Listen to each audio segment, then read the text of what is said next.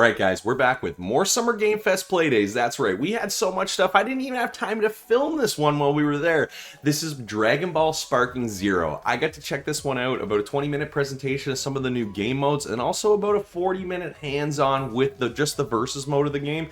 Let me tell you, this one is the one player's been waiting for. It's been 15 years since we've seen one in the Budokai Tenkaichi series, so it's nice to see Dragonball Sparking Zero dropping real soon here, and the fact that I got hands-on with you, I can tell you this game is one I think the player base has been waiting for. They've been waiting a long time, but I think the wait is finally worth it. Some of the new game modes I was able to check out, especially for me, the single highlight was the episode battle. This is actually where you get to play through some of the kind of more noteworthy battles throughout the Dragon Ball series, and actually the one they showed off was from Dragon Ball Z, where Goku gets to fight Raditz, and if everybody remembers how that one ends, that is actually almost one for one how they presented it. But the best part is as the game goes on, you actually get choices, and you can go with the canon lore that everybody knows, but you can also pick another direction and play your own way, which I thought was really unique, that you weren't being forced to play through the story exactly how it was laid out, but if you want to do it that way, you can. And in episode battle, you'll be able to go through all these epic battles through the Dragon Ball franchise,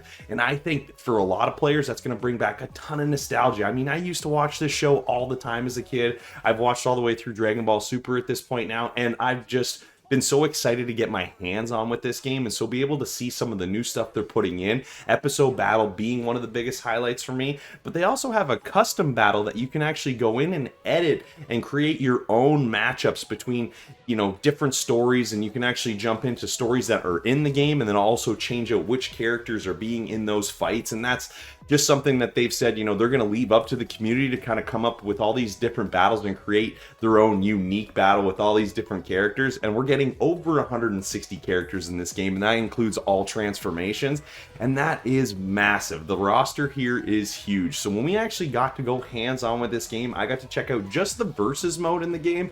But the nice part is you can jump into all different kinds of arenas here. There's so many players to choose from. In this particular setup, you actually get teams of 3v3, but in the full release, we are going to be seeing 5v5, so that is pretty exciting because you can switch your players off, you know, on the fly throughout the battles and be able to really kind of build up some team chemistry with all the different maneuvers and move sets that each person has. Because, you know, just the original Dragon Ball Z Goku has a certain move set, but then there's kind of the Goku from the middle of that series that you can also unlock, and he has a bit of a different move set with some bigger and better moves, if you want to say that. And that's really what I like to see, is just that level of detail put into this game is what made it so exciting. And then when you actually get into the game and get to play it, oh my god, the visuals are outstanding here. There's a lot going on screen sometimes, so it does take a little bit of getting used to. I'm not a big fighting game guy anymore, so it took me a second or two, but it was nice. The devs were there to kind of help me out and show me some of the tricks and show me the ropes a little bit, so I can kind of get my hands on exactly what I need to be doing when I'm jumping into a game like this for the first time in over 15 years.